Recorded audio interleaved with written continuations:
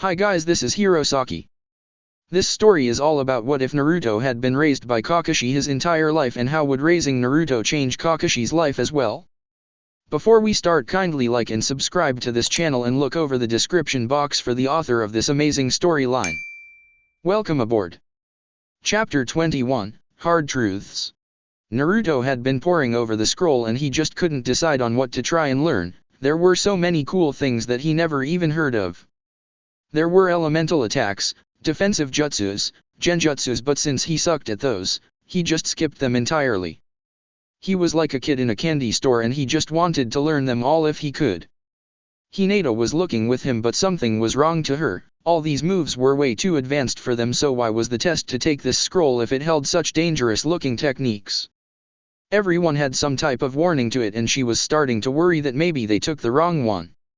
Man, Hinata-chan, this is awesome, which one should we try for? He asked her. I don't know, I mean these look a little too dangerous. He just shrugged. Hey, the shadow clone is in here and I use that, so how bad could it be?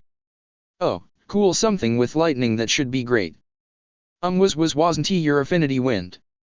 Naruto looked at her a little confused as to what she meant. You remember when Iruka-sensei tested us for affinities, the paper that changed W when we touched it? Naruto thought hard, but he honestly had been thinking about something else. He kind of remembered a paper being passed around, but he was too busy making doodles in his notes of him beating up Sasuke to pay much attention. Hinata saw this and sweat dropped that he could forget his own elemental affinity. She herself learned that hers was water, but Hyugas didn't use much jutsus in battle and mainly used their gentle fist style a lot. And Naruto-kun, yours was wind, remember? He just shrugged. Sorry, but if you say so then let me see. Oh, here's a cool one. Vortex fist. No, don't. Hinata said, stopping him from making the hand seals. Look at the warning. Naruto looked, and reading it over, the jutsu was used to make a condensed wind in your fist. Then with a punching motion you sent out a blast of powerful wind that would rip to shreds anything in its path. The downside was that it could also rip apart the user's hand and arm if they weren't careful, and in bold it said that only seasoned jonin should even attempt it. Naruto looked at his hand, and even though he had two, he wasn't sure he wanted his arm ripped off. Man, this sucks, what can I do then? He asked as he looked around some more, and then his eye caught something. What's this? Exploding shadow clones. This looked like it would work for him, and he read the name, and it was credited to have been made by an Itachi Uchiha. Naruto thought back and he wasn't sure if he remembered someone like that or not. It sounded very familiar to him for some reason, but he just shrugged. Sasuke was the only one left now, but he wouldn't ask him if he knew the guy. Most likely it was just some clan member that he wouldn't have known anyway. Naruto looked at it, but it was kind of complicated, so he asked Hinata for help. It would be later when Mizuki eventually showed up and put on his smile again as he came to the two children. Well, I'm most impressed you two managed to do it. Your parents will be very proud of you too. Mizuki lied to them. Yeah, I knew it. It wasn't hard at all, they barely even tried to stop us anyway. Naruto grinned and scratched the back of his head. Hinata stepped forward looking a little worried. Mizuki-sensei, I think we took the wrong scroll. Oh, and what is that? He asked her. She fiddled with her fingers as Naruto rolled it up. It's just that, what's in it is way too advanced for G-genins. Why would that be the scroll for the test when any genin that took it could do a lot of harm with it?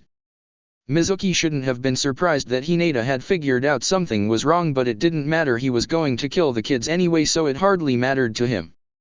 He smiled at her to reassure her and knelt down to her height. It's okay, Hinata, I'm sure that everything is okay. Naruto, why don't you hand me that scroll now? Oh, okay, sure thing. Naruto picked up the large scroll. Wait, maybe we should be the ones to take it back, after all we took it, Hinata said to them both.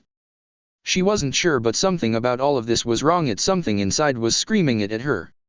She didn't know why, but she felt that the scroll had to be taken back and they had to be sure of it. From what she read, it was too dangerous to be out in the open like this. It held a lot of the village's justice, and some looked as though they were ones that the village only had as well. Mizuki smirked at her. I should have guessed you might have been a problem. Naruto is too stupid to think things through, but I figured since you're such a weak little girl you wouldn't have said anything. Both kids looked as though they had been slapped in the face by his words as his face shifted from the kind teacher to that of a darker look. He quickly grabbed Hinata and turned her around and gripped her throat with his free hand. Hinata-chan. Naruto called out. Move and she dies, brat, Mizuki told him harshly. What's going on, Mizuki-sensei? You really aren't all that bright, are you?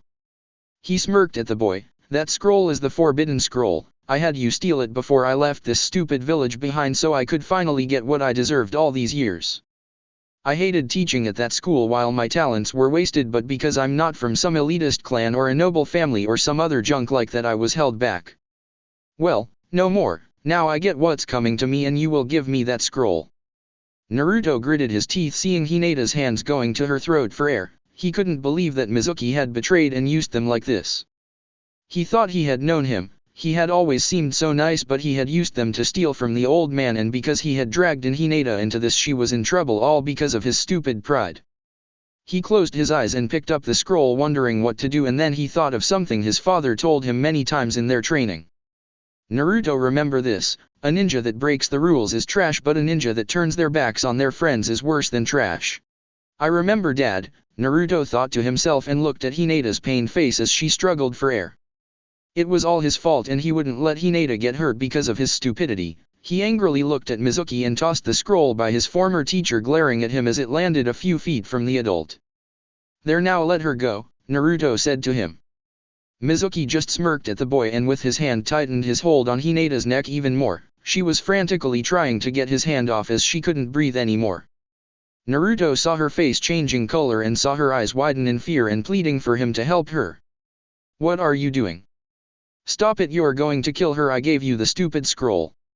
Naruto shouted at him. He just laughed in response. Stupid brat, you really think I'll let you two live? You can tell them exactly who took the scroll, and by the time they find your bodies and figure out that I'm no longer in the village, I'll be long gone by then. You should have known better, but I guess it won't be all bad after all. There are people that would celebrate your death. Naruto had always known that some people hated him. He never knew why. He just figured that maybe they just hated his family. After all, he had heard from his dad how his grandfather had killed himself after being a disgrace and all, but he was more worried about Hinata as she looked as though she had passed out by now. Do you want to know the real reason why so many hate you and why people have tried to kill you, even like those two ninjas or those accidents that happened to you from time to time? Mizuki grinned, seeing the boy's look made this all too sweet for him. You remember the lessons on the demon fox that came and killed so many of our villagers? The Kyuubi, the nine-tailed fox. Well, it was said that the fourth Hokage killed it, but it turns out that was all a lie. You see, he couldn't kill it but instead sealed it into a boy, a baby born on October 10th. Naruto's eyes widened as he felt a sliver of fear and dread enter his heart at his words, because that was the day he was born. You were that boy, you are the nine-tailed fox in a human form. Mizuki laughed, seeing the boy's eyes, and he had to admit it was nice to take the demon boy down a bit, and he decided to twist the knife a bit more. If you don't believe me, how do you think you survived that kunai to the chest when you saved this girl all those years ago? How do you think you even managed to defeat a ninja at that age? You used the power of the demon inside of you, that's how. The village just should have killed you and be done with it, but no, that stupid fool the third thought otherwise, and then Kakashi of all people had to take you in as his own son. Naruto felt like he had just been kicked in the chest. He knew that he didn't look like his father, but he just figured that he got his looks from his mother, but every time he had asked about that, his dad just changed the subject or said that it was too painful to talk about and he would tell him when he was older. But he had always thought that his father was Kakashi Hatake, and now to learn that his father had been lying to him his entire life, he felt his world caving in. First, he found out about a demon inside of him, that he wasn't really a Hatake, and now Hinata would get killed because of him. It was that last thought that focused his mind, seeing Hinata's limp form, and all his pain he focused on the sole task of not letting her down anymore. He wouldn't let her die, and he promised himself that he would protect his friends. More determined than ever, Naruto faced Mizuki. Let her go now or I swear I'll kill you. Mizuki just smirked as he threw Hinata's body aside and reached behind him to pull out one of the large shurikens that was attached to his back. He'd deal with the boy first, then he could deal with the girl, since she wouldn't be a problem.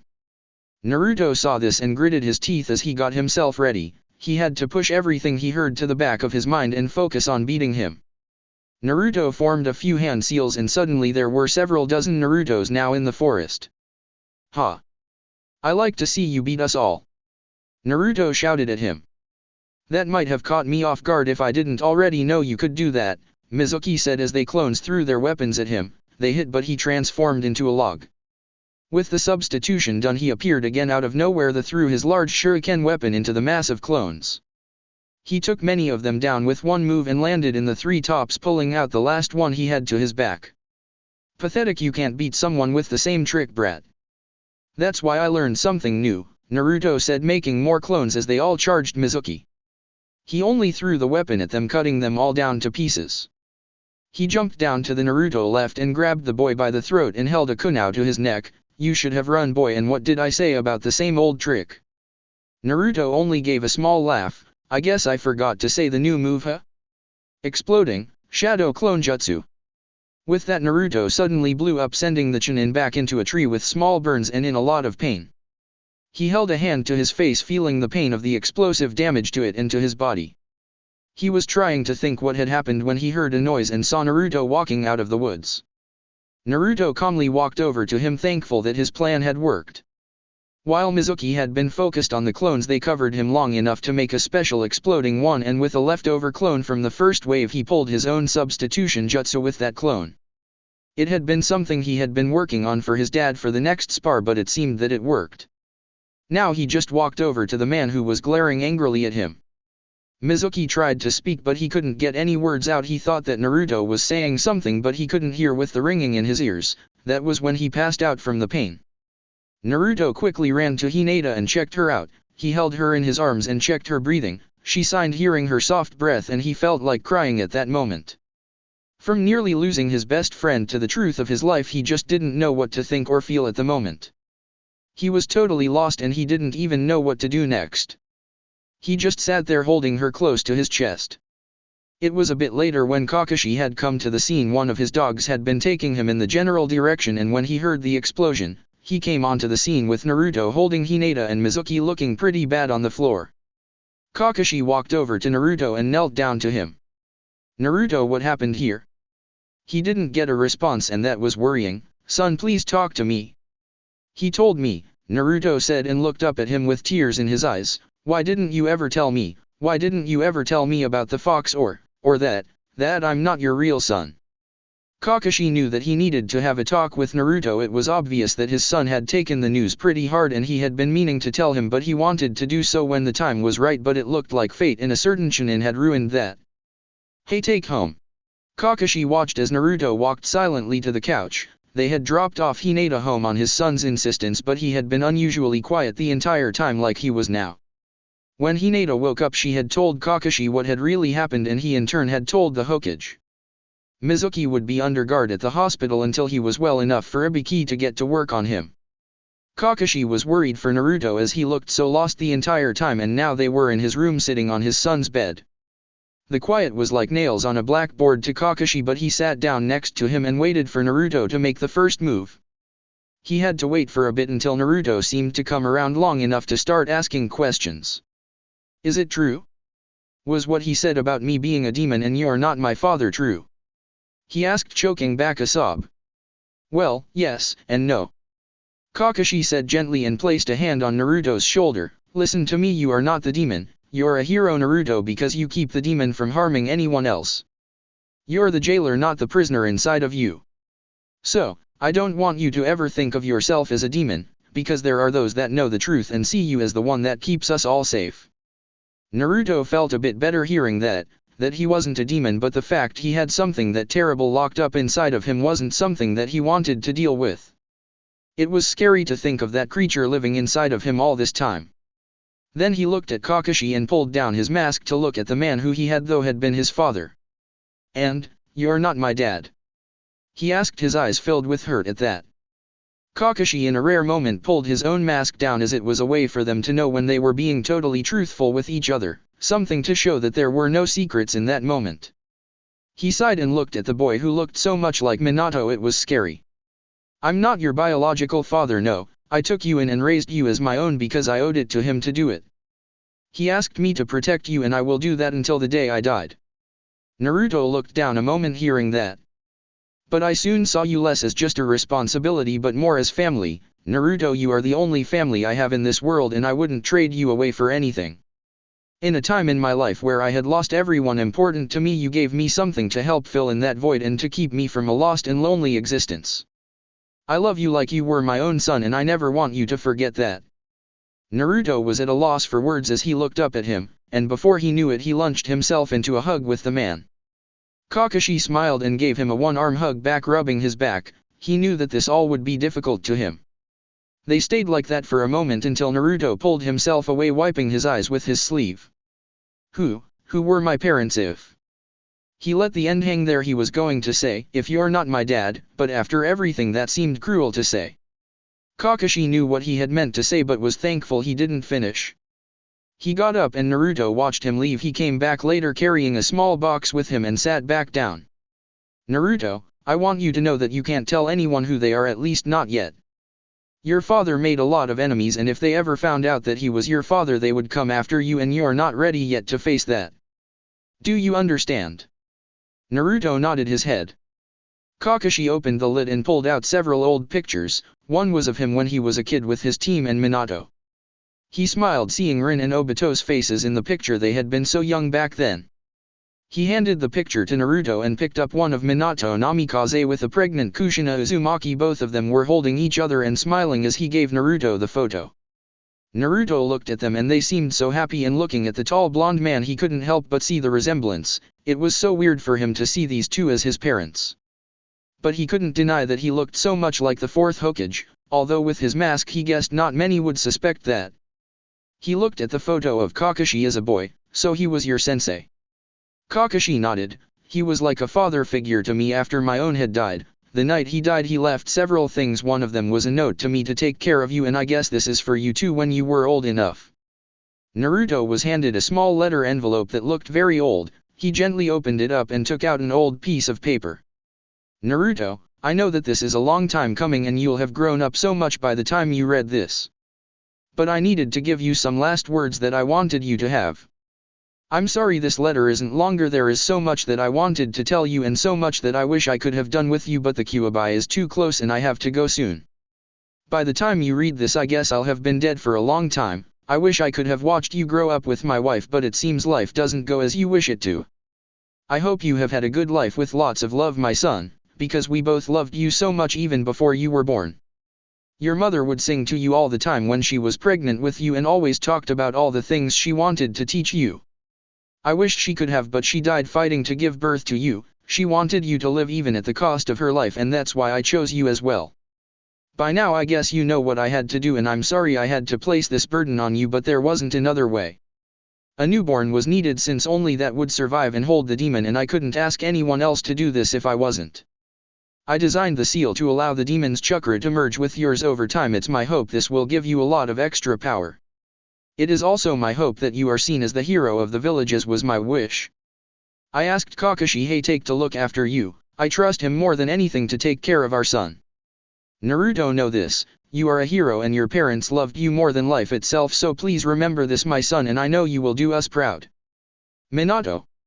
Naruto felt the sting of tears on his eyes again after reading it. He didn't know what to say to that.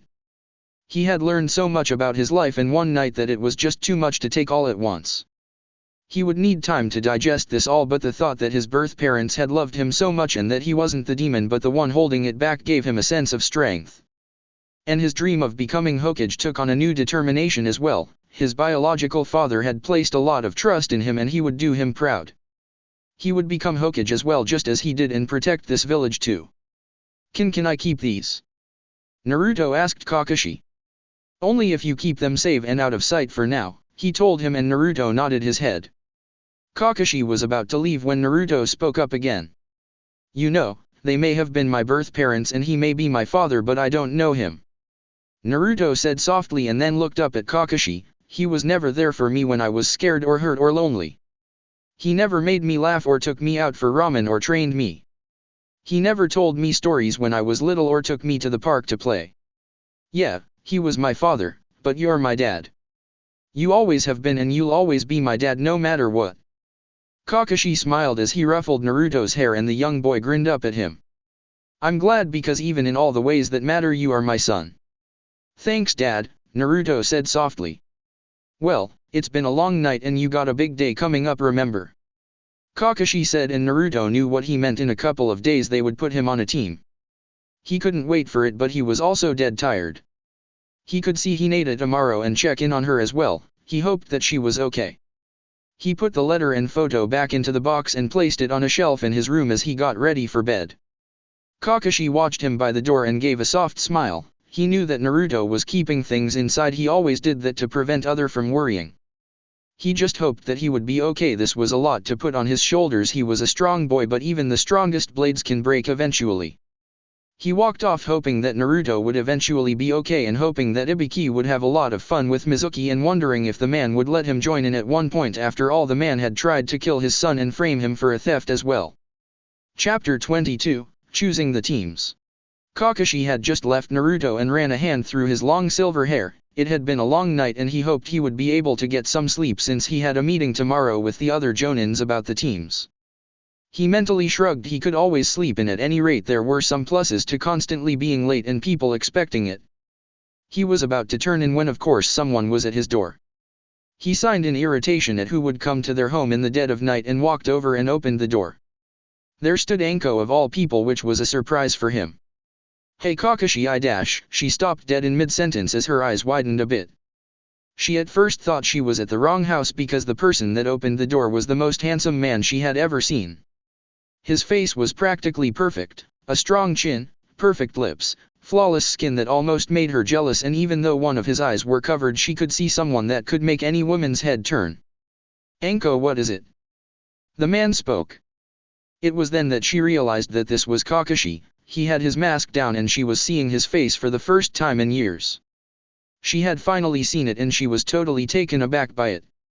"Oh God, he's gorgeous. Why the hell does he keep that hidden away?" she thought as she struggled to speak something. "Oh God, pull yourself together, Anko. This is Kakashi, remember? Your friend and father to the brat? The guy reading those perverted books, who had the best looks in Konoha." Snapped out of it. "Damn it. Mask," she managed to get out. He looked at her confused and then his visible eye widened and he quickly went for his mask. He had forgotten to pull it up with his little heart-to-heart with Naruto. He saw the slight blush on her face as she was pulling herself together and he sighed. This was why he kept it covered, although he never got what people saw in his face. It was just a face after all. "So any reason why you're here?" "Huh?" Anko asked and shook her head. "Oh right, I just wanted to know how Naruto was doing. I heard something went down with that bastard Mizuki." Kakashi sighed and let her walk inside. They sat on the couch as he told her everything that Naruto had gone through, including learning that he was adopted and of the fox. Anko by the end of it looked livid and ready to kill someone. She was pacing the floor muttering all kinds of sadistic and disturbing things. Kakashi was impressed with her knowledge of the human body and wondered if some of the things she said were actually physically possible. She was still in the middle of it when he heard more knocking on the door. He sighed and got up, checking his mask just to be sure, and found Guy there with Asuma and Kurane. "I guess you all heard as well?" Kakashi asked, pretty much guessing from the serious looks on their faces, including Guy, and when he got serious you knew that he was taking the matter with a serious intent that was surprising. He let them in as they found Anko still muttering death threats. "How long has she been like that?" Asuma asked him. Kakashi shrugged. "She started on A and now it seems she's gone into the VS. I didn't know there were that many torture methods and curses that started with that letter. That's kind of impressive." Kakashi pretty much retold them the entire story, and by then Anko had calmed down enough to sit down again. "I can't believe that he would do that to children, no less." She finally finished her tirade. If there was one thing she couldn't stand was children being lied to and used, mainly because of her own experiences as a young genin. She didn't remember a lot, but she had looked up to her sensei and then he had placed the curse mark on her and threw her away, leaving her alone in the world. Naruto had become someone special to her, like almost a family member, and knowing how hurt he must be from everyone keeping that secret from him and not telling him had to hurt like hell. "Naruto will pull through. His fires of youth can never be undone," Guy nearly shouted, standing up and pointing to the sky. Everyone just sweat dropped at his antics and moved on. "At any rate, you think he'll be okay?" Asuma asked him. Kakashi sighed and slouched forward, feeling like a weight was put on his shoulders. He seriously hoped that he would be, but he knew that this was something that Naruto would be dealing with for a while now. He wished he didn't have to, but his son was growing up and with that he would have to deal with hardships. Hardships were part of a ninja's life, and if he didn't learn to deal with this now, then he wouldn't last long as a ninja. Anko saw the look on his face. After years of knowing him, she learned to read his face with the mask, and she felt sorry for him. She had seen how they were together and knew that Kakashi and Naruto were very close, given they were the only family that each other had.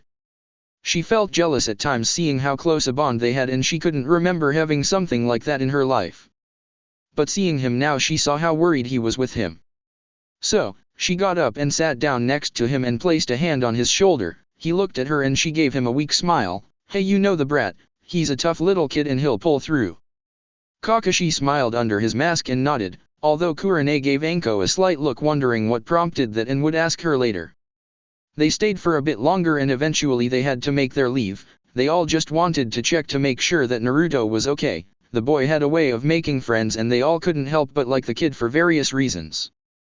Kurane was walking with Anko when she had finally had to ask a question. "Okay, what was that back there?" "Huh?" Anko asked, confused.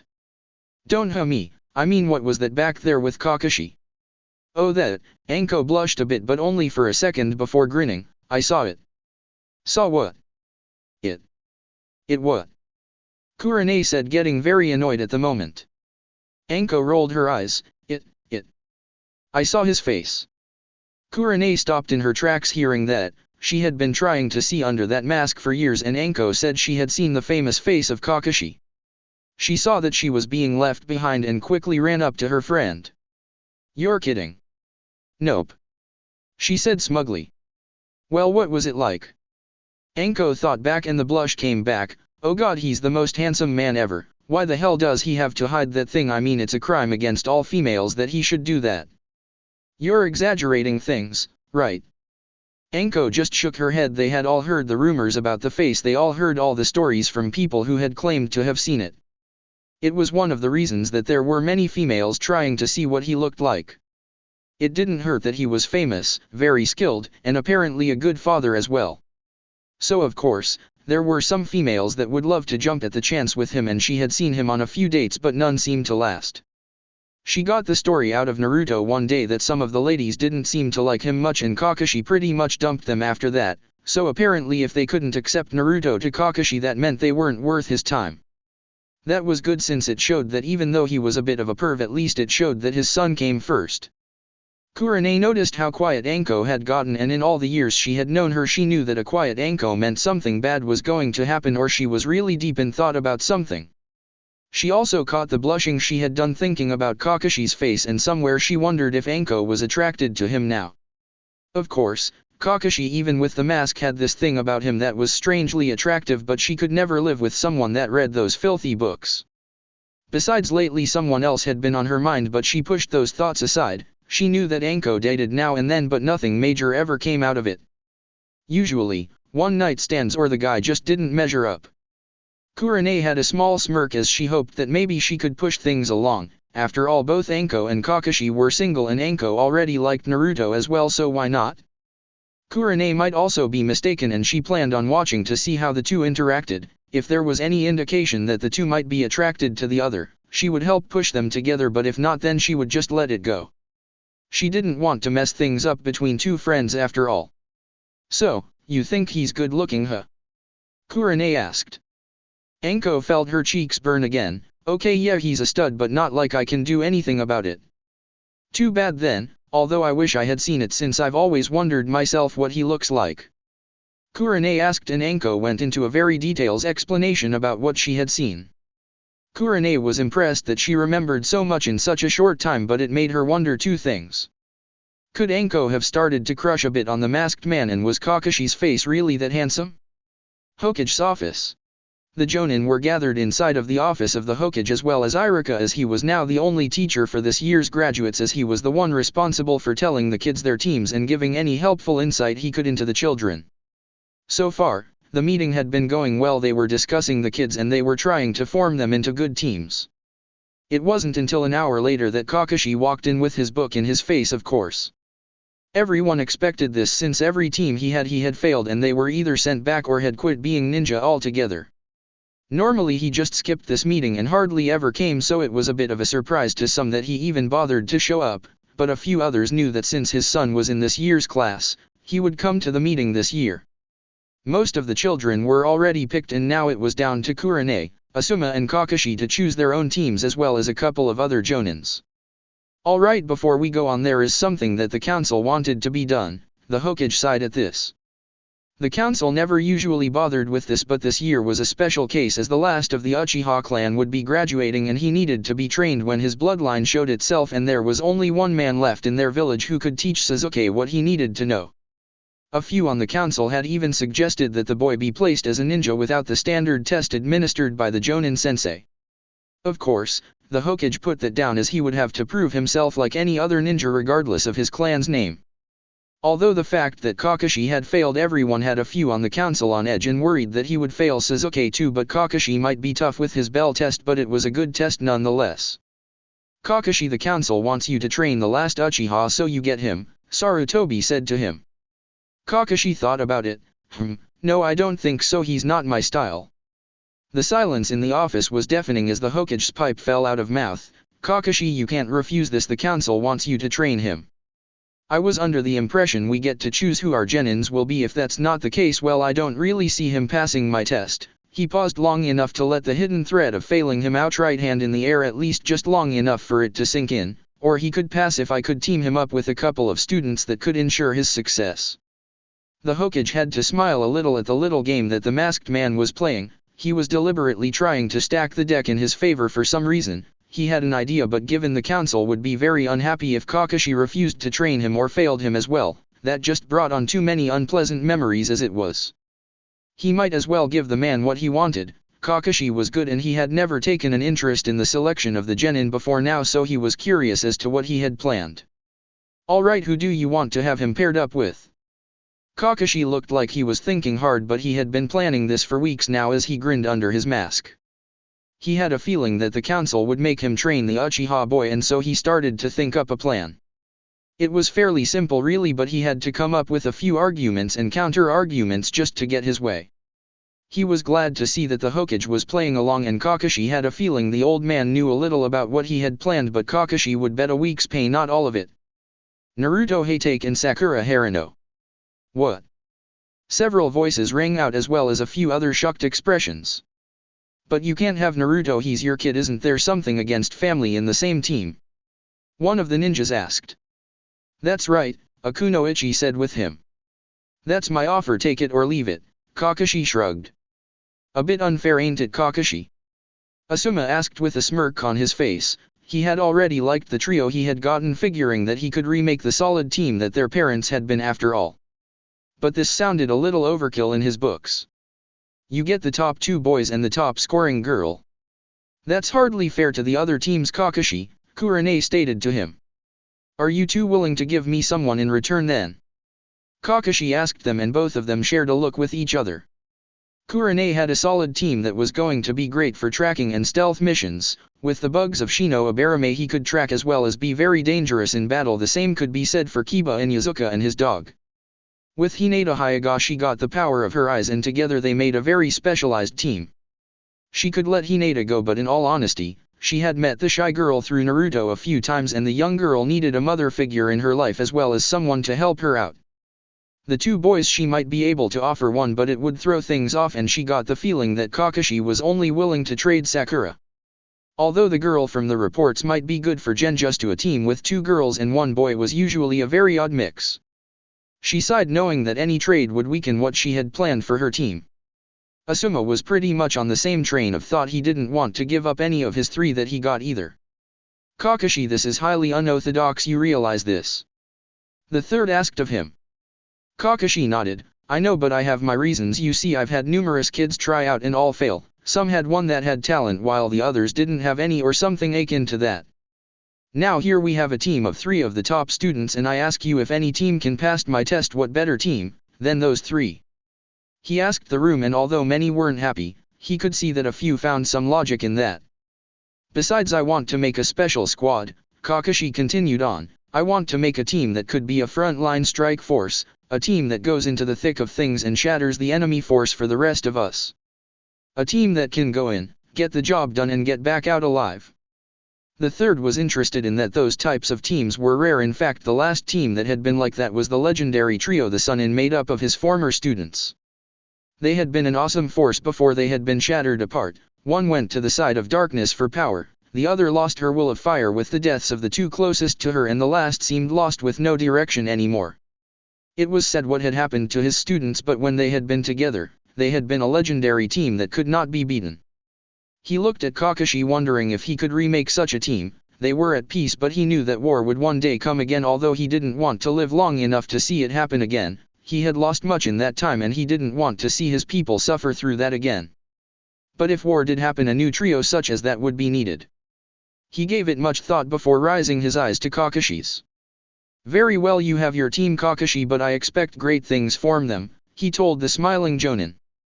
Naruto went to see Hinata today. They had the day off, so he wanted to see how she was doing. At least that was the plan. He just kept walking around and around the outside of the compound, since every time he tried to get close to the entrance, he couldn't bring himself to enter.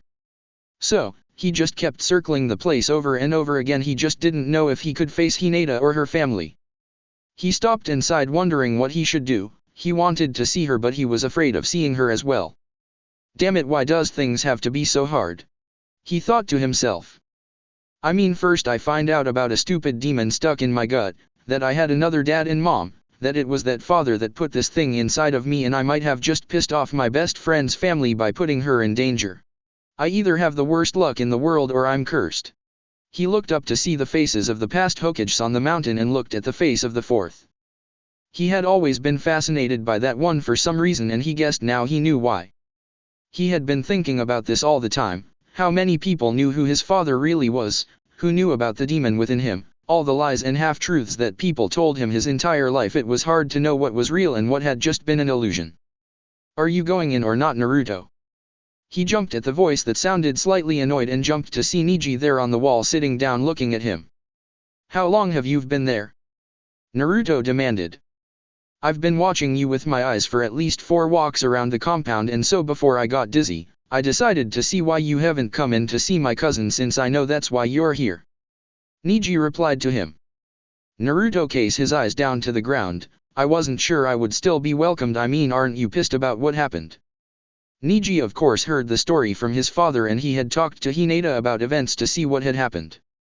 He was a bit disappointed that Hinata and Naruto would do something so foolish and would have fallen for that, but they were both just out to please their parents. Neji had been guilty of that himself from time to time. He supposed it was something all children tried to do at some point to please their parents. Naruto, you made a mistake, but did you learn from it? Neji asked him from his place on the wall. Naruto scratched the back of his head. Yeah, don't trust adults. Neji's mouth actually quirked a little, trying a bit of a smile at that, but remained serious. At any rate, all you can do is learn, and Hinata is worried about you, so you better go and see her. Naruto watched him leave and he guessed he shouldn't worry Hinata, and he was about to move when he stopped himself. Okay, 5 more minutes and then I'll go. While Naruto was gathering up his courage, Hinata was in her room staring at her ceiling. She had been feeling pretty low lately, and there were a few reasons for it. She placed a hand on her throat where it still hurt a bit from the bruises from Mizuki's hold on her. She felt pathetic that she hadn't even fought back, but it had been the first life and death situation that she had been in. Well, that wasn't entirely true. She still had vague memories of her kidnapping attempt, but as a ninja this had been her first life and death fight, and she froze. She had panicked and lost consciousness as well. She didn't know how, but Naruto had saved her life again. She wished she could have helped and not have been such a burden to him. She wanted to be stronger, but she couldn't use any of the skills in that scroll. They were just too powerful, and she didn't have the chakra reserve to try and use it. She remembered a few of them and wrote them down when she woke up in her room. She might not be able to use them now, but with training she could master them when the time was right. Her father had been both worried for her and disappointed that she had tried something so foolish. All she wanted was to please him, and she had made him both a little distraught and disappointed again. She felt like she couldn't do anything right, and she was a failure as a Hyuga. She was supposed to take over the clan, and here she was failing to live up to her clan's way of excellence. She was just staring up at her ceiling, wishing that tomorrow would come earlier so she could get on her team and start missions to help her to make up for this. She was lost in thought when she heard something tap against her window. She looked and nearly gave a startled cry, seeing Naruto there tapping on her window. She sat right up in bed quickly and looked at her door, glad to see it closed. The last thing she needed was her father to catch her with a boy in her room. That thought alone made her blush deep crimson. She quickly opened the window as he looked a little uncomfortable. Hey Hinata-chan, are you doing okay? Naruto mentally winced at how lame that sounded, but he honestly couldn't think of anything else to say to her at this point. I am doing fine, she said back to him. Are you doing okay? Naruto put on one of his huge smiles, which somehow always seemed to translate through the mask somehow. Yeah, I'm fine. Although the truth was, he was far from it, but he really didn't want to worry her about things. He was still dealing with some issues anyway, and he wasn't up to talking about it with someone about it at the moment. First, he would deal with Hinata, and then he would start to deal with that huge load that had been placed on him last night. Both looked away for a moment in silence, unsure what to say next, until they both couldn't stand it anymore, and at the exact same time, they blurted out how sorry they were, and both looked at the other in confusion because they thought that they had been the one to blame, not the other. What do you mean sorry? I'm the one that made us do that stupid thing. Naruto spoke first. Just because I wanted to show up Sasuke and you got hurt because of it and all the trouble as well.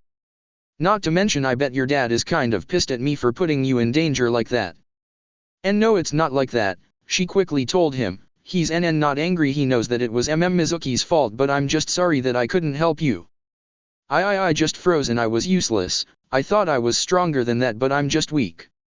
You're not weak, he said to her, making her look up at him. You're one of the strongest people I know. You have one of the most caring and understanding people I know as well. You were just surprised, so was I. You did nothing wrong after all, he was a Chunin. But you were able to beat him. I got lucky, he said, hoping she would buy it. He didn't want her to feel like telling her he used one of the moves he got from the scroll. She seemed to be having enough troubles as it were. Anyway, I guess we both messed up, but that shouldn't stop us.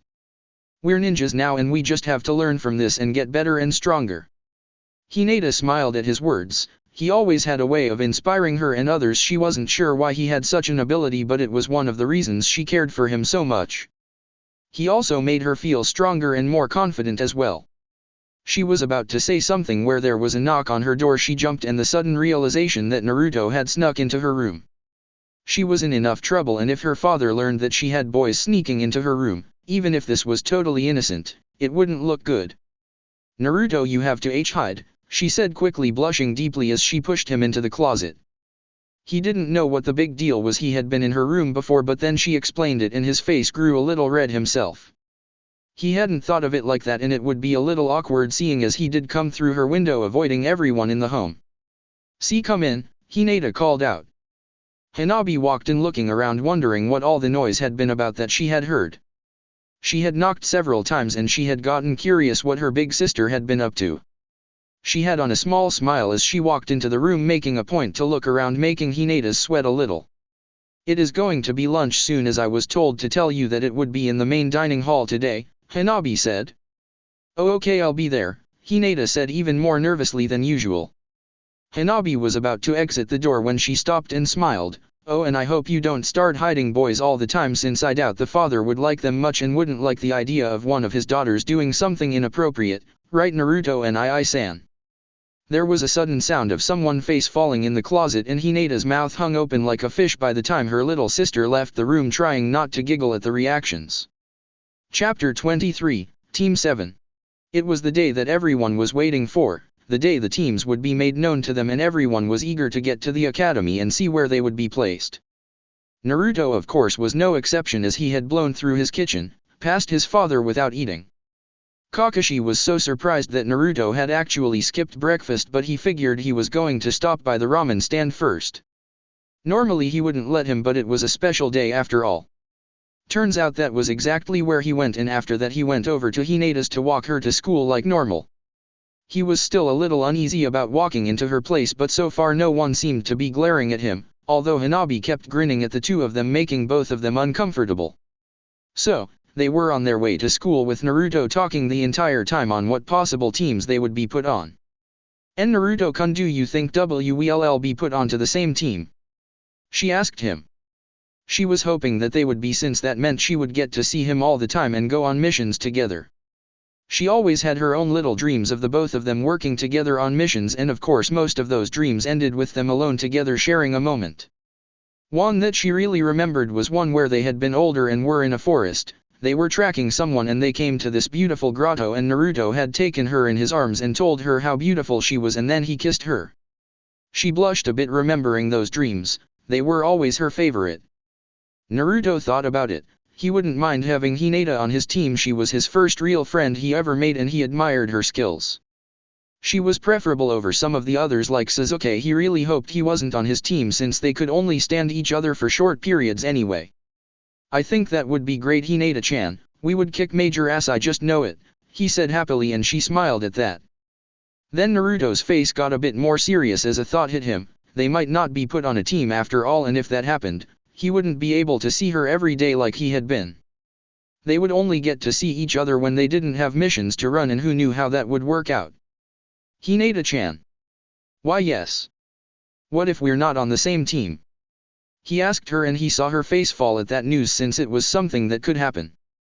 Hey, let's promise something together, okay? She looked at him expectantly, wondering what he had in mind. Let's promise that we'll always be there for the other even if we're not on the same team, and that we'll get really strong and help the other achieve their dreams and become the best ninjas there is, okay? Hinata smiled and nodded her head. She liked that idea and she would help Naruto become Hokage, and also, she felt that he would make a great Hokage one day. They entered into the classroom and it was the usual scene with the kids all talking excitedly amongst each other about who they'll be teamed up with, and they couldn't wait to go on their first missions. Naruto and Hinata made for their friends who were gathered around a few tables. A moment later Iruka came in with the folders for the teams. He took his place at the front of the class and smiled at the students. It had been a long time, but they were finally ready to step out into the world. He only hoped that he had prepared them for what was to come ahead, as he knew of the real tests that awaited them. Although he knew that some would pass while others failed, it happened all the time, but he had a very good feeling about this year. He had seen some very promising students this year, and for some reason he felt that they would show him that they would be ninjas that the village could be proud of. First off, I want to congratulate everyone, you all passed the exam and it's been my pleasure to teach you all. Iruka said to them all smiling, I know that you all will make me proud and that you all should be proud of what you accomplished. Now then, you'll be put into your 4-man cells, 3 genins, and a jonin instructor. I'll call out the team's name, the genins that will be in it, your jonin instructors will pick you up soon. Iruka started to read off the names as everyone waited to see where they would be placed. He started with the Team 1 and moved on up through the teams. Team 7 will be Sakura Haruno, Naruto Hatake, and Sasuke Uchiha. Sakura brightened up at that. And who was on her team? What? How come Sakura gets put on Sasuke-kun team? Ino whined out loud. Ino, the teams were placed as they were for a reason. Now sit down while I finish the teams off, Iruka said to the young girl. She eventually sat down, pouting that she wasn't on the same team as her crush Sasuke, although Sasuke was glad on hearing that. He wasn't sure he could take having someone like Ino who was always bothering him. Sasuke gave a glance at his team. Sakura he wasn't sure of. To him he figured she was one of the less than annoying fangirls, but still slightly annoying. Then there was Naruto, the only person in school who had given him any type of challenge. It was strange since they fought a lot, and yet he couldn't say that he hated the boy. Sure, he was loud, annoying and sometimes dense, but he was also the only other student that Sasuke could measure his progress against. It was also irritating that Naruto was never too far behind him, at least in his eyes, and so Sasuke always had to push himself harder. In a way, Naruto was making him reach his goal of avenging his family faster, but he wouldn't be outdone by him regardless. He would surpass and leave Naruto behind since he still had to catch up to attack his level and then surpass him as well. Naruto smiled at his team. Sure, he was on Sasuke's team, but at least he was paired up with Sakura, one of his friends and someone who he kind of liked as well. He was a bit sad that Hinata wasn't on his team. He would have traded Sasuke for her in a heartbeat, but there was no changing it. He looked around and saw Hinata's face looking down, slightly sad, and he knew that she wanted to be on his team as well. He would go talk to her after everything was settled. Iruka continued to call out names. Team 8 will be Hinata Hyuga, Kiba Inuzuka, and Shino Abarame. Cool, this should be interesting, Hinata. Kiba asked the girl next to him. She snapped out of her slight depression and gave him a small smile. Oh, of course, Kiba-kun. Kiba sighed, knowing that Hinata had a crush on Naruto and yet had done nothing about it. He once said to her that if she wanted to, that he would tell Naruto that Hinata liked him, but she had panicked and begged him not to. He couldn't say no to her, after all she was one of the nicest people he met and it would be like kicking a puppy to betray her, so he stayed silent. He just wished that either Naruto would get a clue or Hinata would grow a spine. He looked to Shino and the no-so-talkative boy nodded his head as he knew what he was thinking about. Perhaps the both of them would be able to work on Hinata's confidence and get her to admit her feelings. After all, sure, it was funny at first, but catching her when she fainted all the time was getting to be annoying. Team 10 will be Koji Akimichi, Ino Yamanaka, and Shikamaru Nara. Oh, great, not only am I not on the same team as Sasuke-kun, I get paired up with the laziest ass boy in the world and his sidekick, Ino whined, resting her head on the table. Oh man, what a drag to get her of all people, Shikamaru sighed in his seat behind the blonde, as if I don't get enough nagging at home from my mom now, I'll have to have it some more from her. What was that? Ino snapped at him, giving him a death glare. Troublesome, he muttered, going back into his usual resting position. By the time the teams were finished being called, Irika gave them some time to get to know the teammates before their new teachers would show up. Naruto went over to Hinata, seeing how sad she had been, and sat down next to her. Hey, you okay, Hinata-chan? He asked her. She blushed, realizing that he was sitting right next to her, and started to play with her fingers. I am okay, and Naruto-kun. Good, but sorry that we're not on the same team. That would have been really cool, Naruto said to her, and he saw her get a small smile at his words. Anyways, don't worry, maybe our teams could get paired up one missions now and then, you never know, and it's not like we won't see each other. But anyway, I'll miss hanging out all the time with you and the others. Hinata felt touched that he would miss her, and she wanted to say something back, but she wasn't sure what to say. Thank you, Naruto-kun, and promise me that we'll still see each other. He gave her one of his smiles. You got it, Hinata-chan. She smiled, and this time she felt like smiling. Later on, the Jonins came up, and one by one the teams left. Naruto said goodbye to Hinata and all his other friends, and it was only until Team 7 was the last team left in the room waiting for their Jonin to pick them up. It was over an hour later and still their instructor wasn't around, and the three Genins were getting very bored. Sasuke was staring out the window at nothing, and Naruto looked like he was about to sleep, while Sakura, who was sitting between them, was tapping her fingers on the desk, annoyed about all of this. She sighed and looked at Sasuke and couldn't help but grin at beating Ino and every other girl to be on this team. First, she had Sasuke-kun and she also had Naruto. Both boys were sought after, although most went after Sasuke. He was very handsome and skilled, although he was so distant. She looked at Naruto, who was still partially a mystery. She had known him for all this time and still she didn't know what he looked like under his mask. But he was kind and caring, but he was also slightly perverted and an idiot at times, so she just sighed back to her original problem. The fact was, she liked Naruto as a friend, but she wasn't sure if there was more to it or should she try and get through to Sasuke. She had talked to her mother, which turned out to be no help at all. She couldn't talk to Ino, as she would just tell her to go after Naruto so she could have Sasuke to herself, and Hinata would say go after Sasuke for other reasons. She went back to looking at Sasuke and was about to ask him what he was thinking when suddenly there was loud repeating banging sounds. Both young teens jumped and looked at Naruto, who was banging his head against the desk, muttering to himself. I can't believe it. Why? Isn't it against the rules? I mean, it's cool, but it's also not cool. Oh man, why did it have to be him? We're never going to get anything done now. I can't get away with anything anymore. Why? Naruto kept saying over and over, banging his head on the desk. Naruto, stop that. Sakura yelled at him, afraid that he might hurt himself and not to mention he might damage the desk.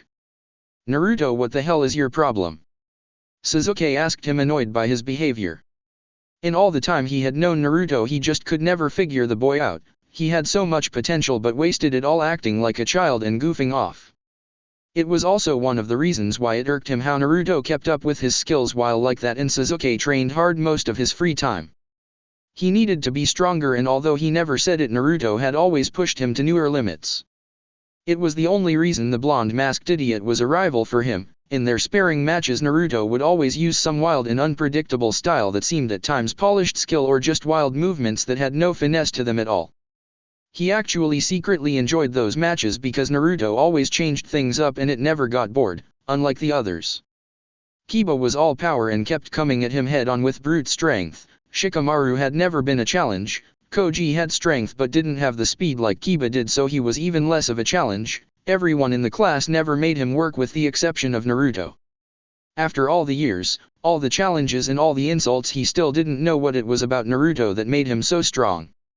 He just couldn't figure it out, but since they were on the same team now, maybe he would finally find out. The only thing that was a bit annoying was Sakura. She was one of the fangirls, but at least she seemed a bit milder than the others, like that loud blonde friend of hers. Every time that blonde shouted out Sasuke-kun, he shivered inside. Why couldn't these girls take a hint and see he wasn't interested in fangirls? He needed a real woman in his life, someone to help him rebuild the clan back, and someone he could at least respect. He had no time for timid or shy girls, or girls that didn't take life of a ninja seriously. That was only Sakura's saving grace, as she at least seemed to try and make an effort, but she seemed a little indecisive about to go after him or the masked idiot making a dent in the desk with his head. "Naruto, stop it!" Sakura yelled at him. "You don't understand, I know who our Jonin instructor is," Naruto said to her, and now both Genins were looking at him. "Who?" Sasuke asked him. "Well, since all the others are taken, there is only one left that would be this late," Naruto sighed, hanging his head. "Well then, who?" Sakura asked him anxiously. It was at that moment that the door slid open and a masked man with long silver hair and only one eye visible poked his head in. He gave a smile behind his mask that left his visible eye closed. "Yo. Sorry I'm late, but I had to help a lost dog finds its owner. So why don't you all meet me up on the roof so we can get to know each other better?" With that, Kakashi left, as there was a moment of silence which was soon broken by a loud thunk as Naruto's head once more hit the desk. He knew that his dad would never be on time, and that was just one of those little excuses he used all the time. It wasn't that he didn't mind his dad being here, it was kind of awesome actually, but that just meant that he would have to get used to his dad's more unique nature full time. He hated waiting around, and now he would have to do it all the time with him teaching them. Naruto wasn't that. Sakura trailed off, knowing full well who Naruto's father was. After all, she as well as the others had gone over to the Haytake home many times. "Yeah, that's my dad," Naruto sighed, picking himself up and going to the door. Sakura followed as Sasuke walked with them with his hands in his pockets, looking like he was bored, although he was slightly interested to know just how did Naruto's father got to be their Jonin. Sasuke had never met Naruto's family, although he heard the stories, but he was wondering if the Haytake family had some type of thing with masks and wild spiky hair.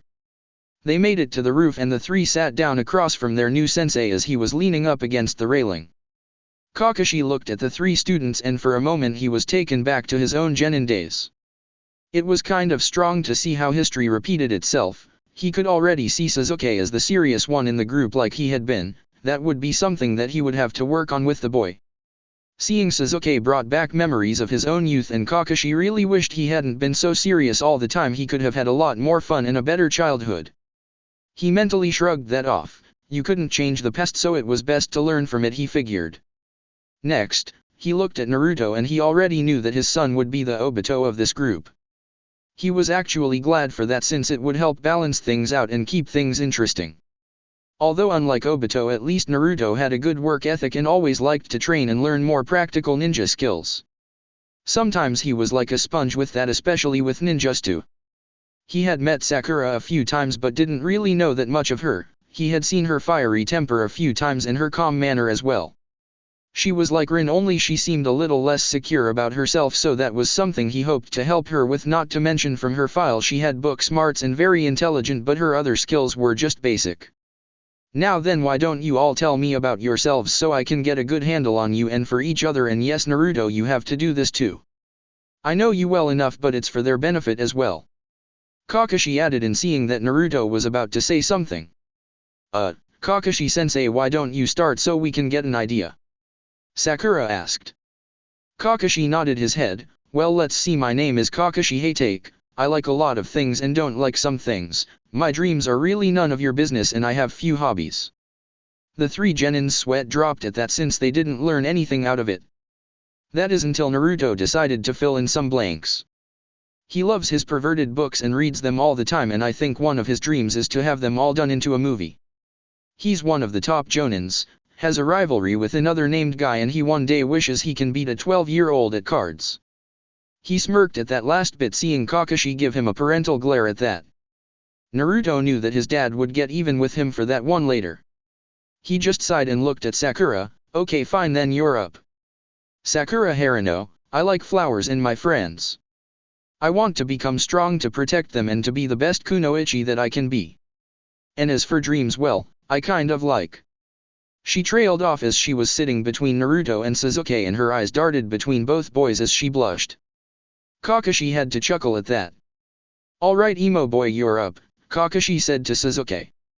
His eyebrow twitched at being called that, but Sasuke remained serious. I don't like much other than training and getting stronger. I hate those stupid fangirls who instead of focusing on being a ninja act like this is a stupid game. I don't have a dream, but I do have an ambition, and that's to restore my clan to its former glory and to kill a certain someone. Kakashi knew who that person was, and he honestly couldn't blame the boy. His own older brother, someone he had looked up to, had killed his entire family, leaving him alone in the world. Kakashi didn't know the details, although he had seen the bodies. He had been there on the cleanup and it hadn't been pretty. So many dead, and even the nun-ninjas and the children had been slaughtered. For a young child to be witness to it obviously had left deep scars on the young boy. Is it my turn yet, Dad?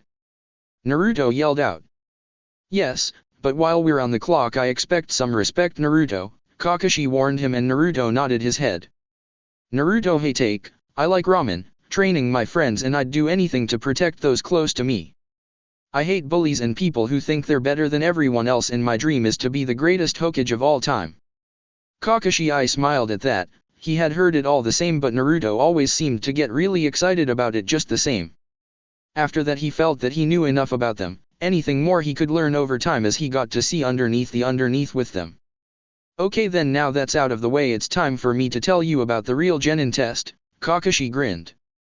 Oh, crap, I forgot about that. Naruto yelled out, clutching his head.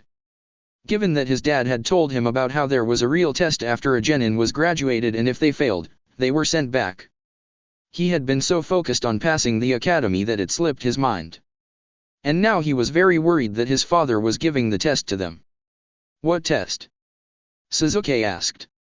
Basically, the test you did was just to see if you could become genin. To see if you're truly ready to be genin, you have to pass the test of your jonin instructor.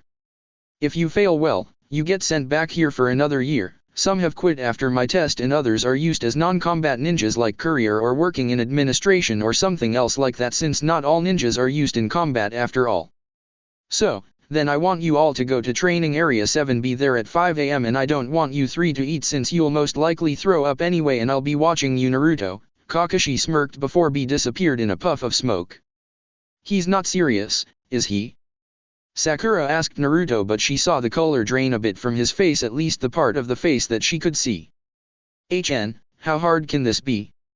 Sasuke asked.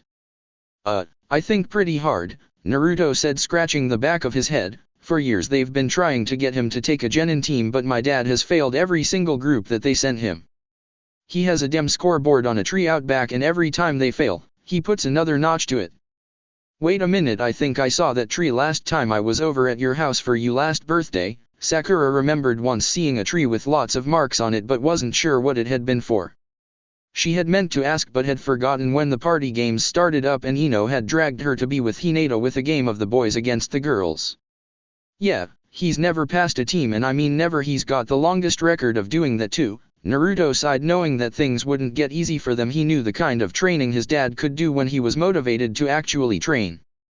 He may act lazy, but his dad knew his stuff, and the training he had put him through the years hadn't exactly been easy at times either. Well, maybe he'd go easy on us since you're on our team? Sakura asked. Naruto just let out a small laugh. Are you kidding? He might even go harder on us since I'm on the team. He likes to push me to the limits in my own training, and I saw what he does. One time I watched as he climbed a cliff with one hand literally tied behind his back for training. He saw the faces of both of them get surprised reactions out of that. He himself still couldn't believe some of the training his dad went through. Although it wasn't as bad as Uncle Guy's, at least it was somewhat sane and not totally out there, and he wasn't sure what Auntie Anko did for her own training. So, what, we don't have a chance? Sakura asked him, worried about this test. Naruto was silent a moment until he stood up. Hell yes, we have a chance. I never gave up with anything that was thrown at me, and everything my dad threw at me I tried twice as hard. I'm not backing down, and you know what, we can do this. After all, 3 of us made it to the top places this year, and if anyone can do it, then we can. Sakura couldn't help but smile at his confidence, and his words, they had an impact on her, making her think that maybe they could pull this off. Sasuke looked at the masked blonde, and as he thought about it, it was true, they were the top students of this year. So, to him any stupid test wouldn't be too hard, besides at least it might mean that the others wouldn't slow him down either. Naruto smiled as he looked over the village. He had come so very far, but he still had a long way to go, and he would let nothing stand in the way of his dream. He had passed the exam, and he would pass this test that his father would throw at them. Bring it on, Dad, we'll take whatever you throw at us and give it right back at you, and you better believe it. He thought to himself. That's it for this reading. Hit like and subscribe for a free ticket pass going to the different worlds of anime fanfictions. Looking forward to having you on board again.